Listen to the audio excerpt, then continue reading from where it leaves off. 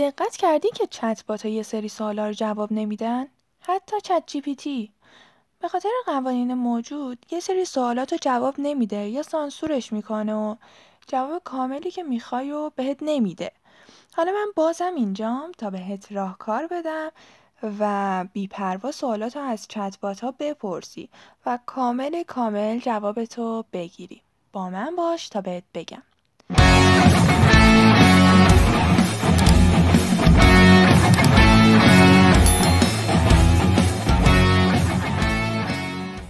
سلام به AI آموزیای عزیزم. خوشحال میشم اول لایک و سابسکرایب کنی و بعد با من همراه شی.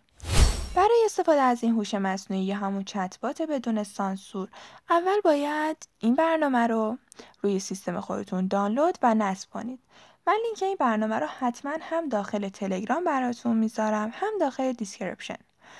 مراحل نصبش خیلی ساده است، ولی اگه بازم مشکلی داشتید حتما توی کامنت ها ازم بپرسید تا راهنماییتون کنم. خب بعد از اینکه مراحل نصب این برنامه رو طی کردید، بازش میکنید. اسم این برنامه فریدم جی پی تیه و لوگوش هم که مشاهده میکنید. این برنامه رو باز کنید و توی این قسمت مدل‌های AI رو دریافت کنید یا همون دیتایی که مربوط به هوش مصنوعیه که توی اینترنت در دسترسه، میتونید دریافتش کنید. حجم هر کدوم از این مدل های AI در حال حاضر 4 گیگ هست که کلا 4 مدل آلپا که اگه اشتباه نگم و دو مدل هم لاما داره که یه مدل فست، اون یکی فوله، که پیشنهاد من بهتون نسخه آلپاکا فست هست که 4 گیگ حجمشه و توی صفحه اول برنامه فریدم جی پی تی براتون بالا میاد و میتونید روی دانلود بزنید تا شروع به دانلود کنه و اون مدل رو براتون دریافت کنه. حالا شما اگه خواستید میتونید مدل‌های دیگر رو هم دریافت و تست کنید، ولی خب پیشنهاد من این بود.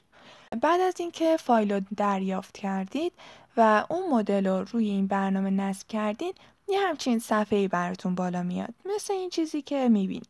من 4 تاشو دریافت کردم تا بهتون نشون بدم. به احتمال 90% انتخاب شما هم بعد از تست همین ورژنیه که پیشنهاد کردم.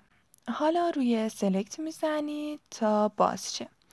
خب اول این نکته رو قبل از استفاده بهتون بگم که این هوش مصنوعی مثل خیلی از هوش مصنوعی‌های دیگه زبان فارسی رو پشتیبانی نمی‌کنه و شما هر سوالی که دارید و باید به زبان انگلیسی بپرسید تا کامل و بدون هیچ سانسوری جوابتون رو بده. من حالا سوال خاصی ندارم، یه سلام احوالپرسی ساده و پیش میگیرم تا بعد.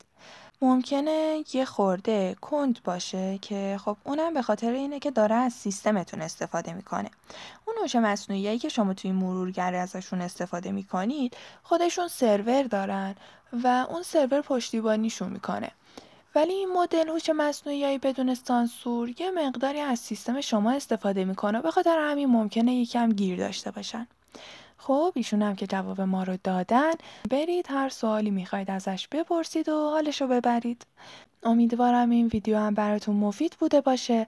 لایک و سابسکرایب فراموش نشه که بهمون خیلی کمک میکنه و زنگوله هم روشن کن تا از بقیه ویدیوهامون جا نمونید.